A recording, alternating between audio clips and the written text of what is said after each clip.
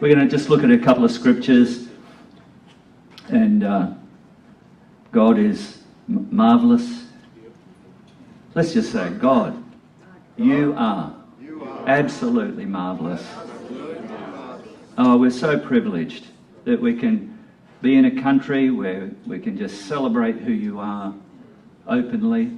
We love you, we praise you, and we just want to be with you always. I guess that's the story.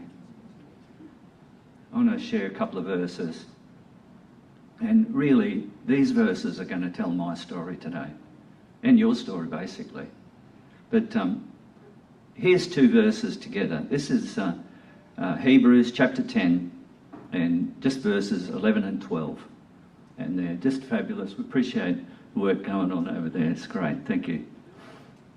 And every priest stands ministering daily and offering repeatedly the same sacrifices. I'm going to stop there just for a second. Now, we're talking about the old story before Jesus came. The nation of Israel and all of the trials and tribulations and everything that they did. And God really called them to do all of these manifestly, amazingly numbered things. And they would do it every day. They would stand every day doing these things. And it went on and on. No wonder they got bored and were naughty. Like, you know, when they got to that fabulous place where the water came out and all that kind of stuff, you know, and Moses went up the hill and seemed to get lost for a while. No wonder all of this stuff broke out and something a bit more exciting, like just the terrible situation of having to go through this all of the time. Hundreds of laws that everybody had to abide by. Imagine doing that. Imagine here we are today, you know, like the simplicity of the gospel. Jesus loves you, receive it. Okay, that's it. Jesus loves you, receive it. And when that new love comes into your life, if it really comes in, you'll just want to work so hard for him. Just like many people in this place today. See, there's a wonderful prayer meeting out there, and I've met one of the ladies there, you know, very, very briefly, but man, there was some compassion, there was passion in that prayer, as if Jesus was just standing straight there. Boy, oh boy, I tell you what. But here is this old people living this life with all of these things, all of these, get up and do this and get that, and everybody had to do this, and there was an army of people that organised all sorts of things, and it was it's an absolute fabulous story. But have a look at this again. Every priest stands ministering daily, offering repeatedly, same sacrifices. I want to put in there, same old sacrifices. That's how it was. And that was the best method they had of reaching God, being with God, having things turn out. They had to do this. And then the last little phrase, which none of them can ever take away the sins. They could just never do it. Always it was just like a temporary covering. And that's how they were. Compare this to the next one. We heard Ashley mentioning this man, and here's this man once again. Man with a capital M. He was fully man. He was fully God. But in the days of when he did these wonderful things we've been talking about today, he did not use the power of God himself. He used the same authorities, the same abilities, the same resources as each one of us have today. God is with us. God is with him. But he was a man. experiencing these things. And here it says, but this man, after he had offered one sacrifice, and that's what we've talked about today, on the cross, walking to the cross, the lead up to the cross, the harassments and beatings he received before he even got out the door, the humiliation. I've never heard anyone talk on that verse. That was just a fabulous verse, wasn't it? I thought, what can I say after that? It's fabulous. But this man, after he had offered one sacrifice for sins forever, sat down at the right hand of God. From that time, waiting till his enemies are made his footstool. There he was resting. It had been done. It had been complete. And now we have a picture of him waiting, waiting, waiting, waiting. So far he has waited around 2,000 years. Look, he's got some patience. Waiting. And we're the people to do that stuff. Did you know? And all of the prayers, some people think, I used to think, I read this book recently by Dutch Sheets. Have you ever read one of his books? It's fabulous. It's a big coincidence. Me and Ashley, Hillary, noticed that we were both reading the same book. Mine had been sitting in my bookshelf for 18 years, and I hadn't read it. And I started thinking, I think I'd like to read it. And next thing, I think he picked one up over here. Same book. It's got some great stuff in it. And so here's Jesus sitting on the throne, and it says here in, 13, from that time waiting until his enemies are made the footstool. I used to think that Jesus was an intercessor because he did intercessory prayer. But it's actually not like that. He's an intercessor. He intercedes. And he's interceding like somebody that would go and help two people get along. You know, like if you had like a marriage problem or something, you would have like a minister or a interceding person that would go between them and say, well, what do you think? And what do you think? And this is how we'll agree, and so on. Jesus is doing that type of interceding between me, you, all the people, and God the Father. When something goes wrong, he must have some sort of discussion with the Father and say, well, you know, give Russ a fair go, like, he's not a bad bloke. Not sure if I raise that high, but in any case. And you. And possibly nations. I don't know how it all works out. Just know bits and pieces like you do. And that's what's actually happening. And he's interceding, but we're doing the praying. We're doing the believing. And the more prayer, you've seen those verses in the last book of the Bible, and it talks about those bowls. One is like the bowls of sin and the retribution going to come on there. But the other one is the bowls of prayers. And this book suggests the idea that each one of us has got a bowl. I'm not going to embarrass you or anything like that. I'll tell you what, I've been with one of the worst prayers at times through my long Christian life, but you know, all of us have them. And but I tell you what, every prayer you pray goes right there.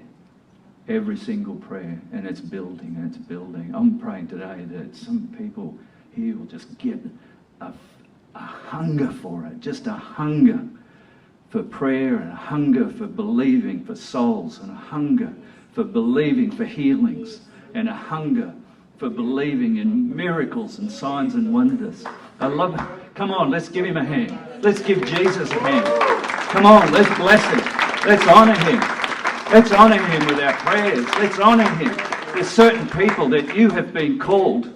You've been called by God himself to pray and to lay long times with God. Other people, you're more like doing people. You're going out there, going in with the street. There was a guy here some months ago. I think he left and went to some other part of Australia, and Jeanette was just saying how wonderful he is. He's like a real evangelist, like this guy goes out in the street and just brings people. I can't even remember his name. I'd never even met him, but she just talked about this guy. Some of you will know him. Kieran Nelson. Was it? And well, bless Kieran Nelson today. Some of you are like that. Potentially, some of you may even do even more. I don't know. But everybody's different. But everybody can do some prayer. And I remember a couple of weeks ago, if you were here, I got up and had a big ball in front of everybody, and I thought, oh boy, what did I do that for? But in any case, I did see this vision. I saw this thing. I saw all of the feet of the congregation in this place, and they're all so beautiful. They're so beautiful, and God loved them so much. And I think the idea is, your feet aren't the most attractive thing of you, are they? Particularly if, in their country in those days, they were always filthy. Is that right? They're always filthy. That's why they had to wash each other's feet and so on. And it was a filthy thing. But God, He loves our feet. He loves those filthy things so much. How much more can He like this face? Being stupid now, sorry. Got to fill in those things. Got to rub them out. My wife was here today. She said, "Oh, did you have to say that?" Anyway, God bless her. She gives her... wanted to say hello to everybody and just give her best regards. Couldn't be here today. But look, God is with us. I love those scriptures in Romans chapter 12. I think I'm just going to go straight to that. I didn't ask our hard worker. I didn't get your name. What's your name?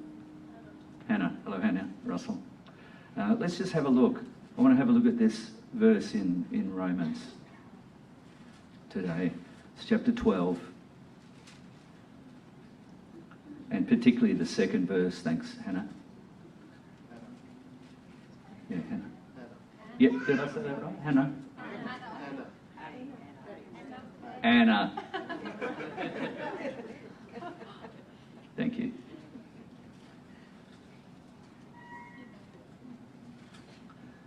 Sorry. I got mixed up with the Hannah and the Anna, and then all the pages just went everywhere. I don't know. Okay. Romans chapter 12, verse 2. Do not be conformed to this world, but be transformed by the renewing of your mind, that you may prove what is that good and acceptable and perfect will of God. What I'm actually saying here today is that Jesus Christ proved with his resurrection that my sins were forgiven. Imagine if you went into a new business and it's your first day, and the boss, for something, comes out to meet you. It's nice to meet him this morning. And then he starts looking at all of his bank balance and all the things, and he just kind of gives so much that he almost gives half of the business away to me, and I've only just started. It's my first day. Who in their right mind would do that? What sort of a plan of business is that? It's crazy. But if a young person, old, middle age or whatsoever, comes to Christ this morning or in the near future, Jesus rolls out the whole of eternity. He rolls out every fabulous thing that we have no idea even exists.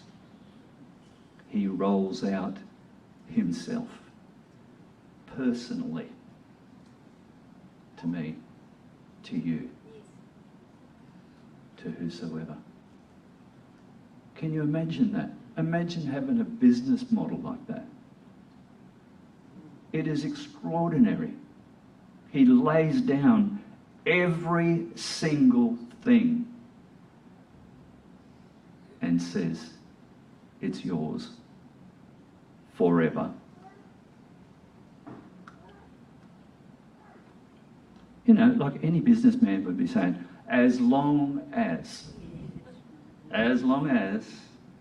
you're here at 5 p.m. every morning, I don't want you leaving until midnight.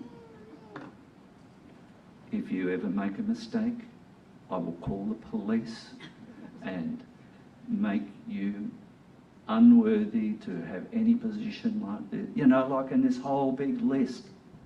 There isn't even a list with Jesus. There's no list. He just says, have everything. Have everything. I couldn't believe it when I found that out. I became a Christian. It was just, you know, like it was just too much. Like, why would he do that to me? I was a useless time waster. You think I'm joking? No, I actually was a useless time waster. I was hitchhiking around Australia and I just got this message. I thought it was me. I thought it was me having a brilliant idea. Russell, if you can make your way to Perth, your whole life will work out well. I got up the following morning and just hitchhiked over. I only had a bag and something, hardly anything. Met Pastor Phil the first day. The young lady that came and talked to me, and he was kind of standing a bit aloof. He was a bit shy, I think. And I looked over there and there's a guy staring at us. You know, this lovely girl came and asked me if I was born again, you know, whatever. And anyway, for me that changed my life tremendously transformed it. But here is God laying everything down. And I just want to give you this verse which I pulled out of the J.B. Phillips Bible. I think it's called Modern Bible or something like that. I think I've got it written over here. New Testament in modern language. This is the same verse. This is a message to every single person here. Don't let the world around you squeeze you into its own mould. But let God remould your minds from within, so that you may prove in practice, that's putting things into practice, and proving that the plan of God for you is good and it meets all his demands and moves towards the goal, and moves us towards the goal of true maturity. I don't think I could put it any better than that. Old J.B. Phillips, I think he had a few clues. But here we are today. I wonder, you know, some people come out this morning and just lovely, you know, just worshipping God. The most beautiful words came and they're just so fabulous. And but I wonder, you know, just on a personal scale, just on a personal thing, we've heard so much about this extraordinary sacrifice that he made for us. And anywhere that you go and you hear this story, any Bible you open and you read that story, that's my invoice receipt. I have been forgiven for everything. When I was a little kid, if I told a lie to my mum, if I said a swear word at all, if I did something illegal, if I did this, did that, every single one he's got his finger on. The only reason that Jesus was actually raised from the dead is that he paid the penalty for every single one of those things that's ever lived or ever will live. What a weight. What a weight he carried for us that day. What an extraordinary thing.